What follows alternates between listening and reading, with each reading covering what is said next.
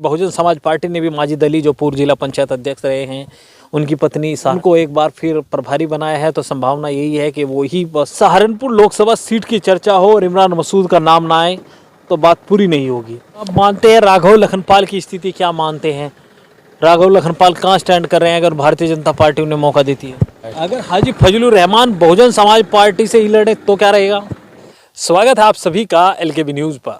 2024 के लोकसभा चुनाव का बिगुल बज चुका है, गठबंधन की राजनीति भी अब शुरू हो चुकी है।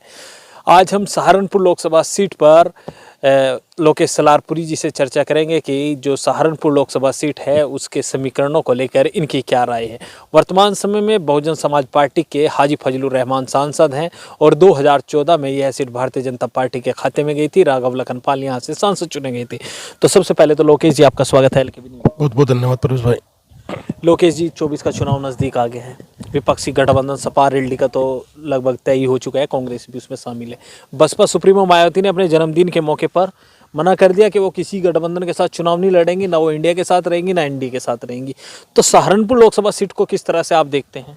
देखो, सहारनपुर से पहले फजलुर रहमान बसपा से सांसद थे और चूंकि सपा की तरफ सबको पता सपा की तरफ जा रहे हैं तो जाहिर सी बात है शायद टिकट भी उनको ही होगा।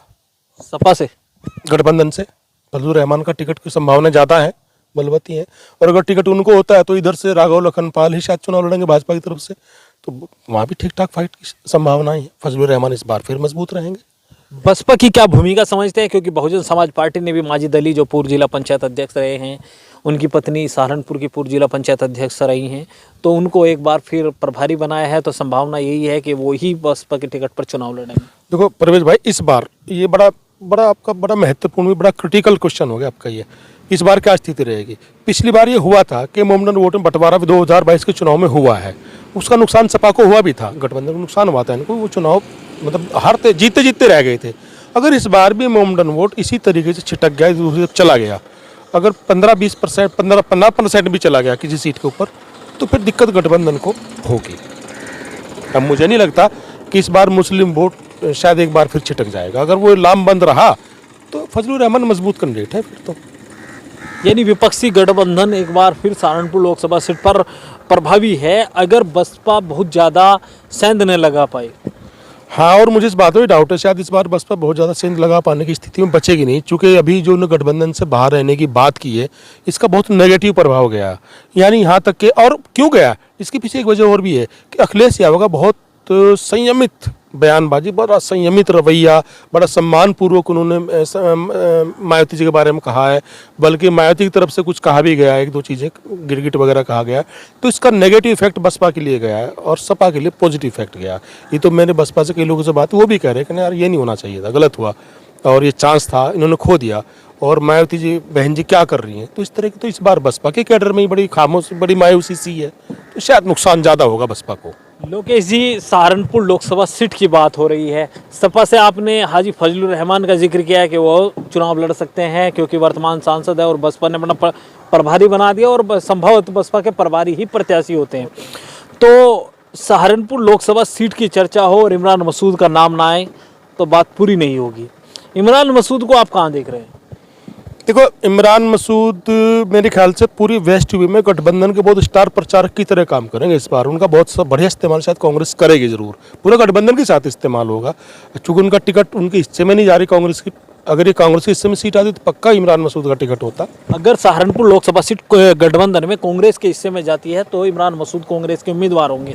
चर्चाएं बिजनौर के लिए भी थी।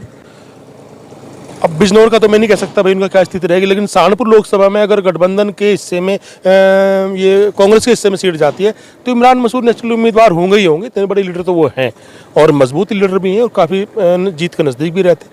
लेकिन चूँकि गठबंधन के हिसाब से सीट गई सपा के हिस्से में, तो सपा से लड़ रहे हैं फजलुर रहमान, तो जाहिर सी बात है इमरान मसूद उनको बढ़िया चुनाव लड़ाएंगे। जहाँ तक मुझे लगता है गठबंधन में उनकी शायद परीक्षा पहले यही होगी कि कितनी सीटें निकलवा करके लाते हैं, और वहीं से भी इनका कद भी दोबारा तय होगा। कांग्रेस में जब से आए हैं दोबारा, तो इनके लिए भी एक कठिन परीक्षा है इमरान मसूद के लिए भी।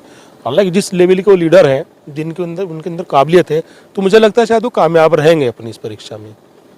तो आप मानते हैं राघव लखनपाल की स्थिति, क्या मानते हैं राघव लखनपाल कहाँ स्टैंड कर रहे हैं अगर भारतीय जनता पार्टी उन्हें मौका देती है?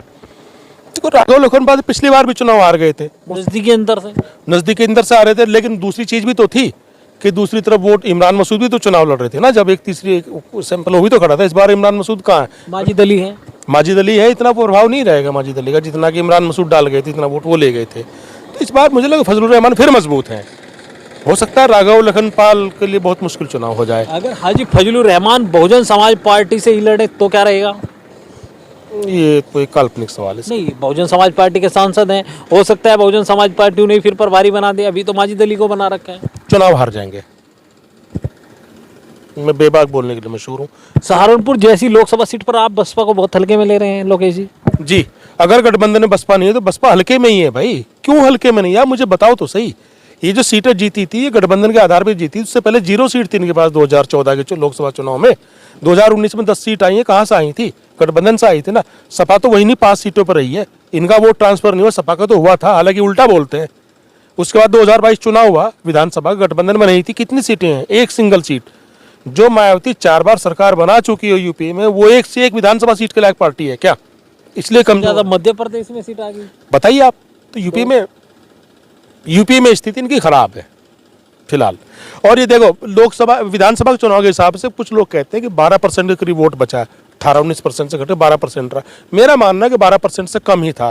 तो इस 12% में ज्यादातर वोट लोगों का निजी वोट था जो इसी खाते में जुड़ गया।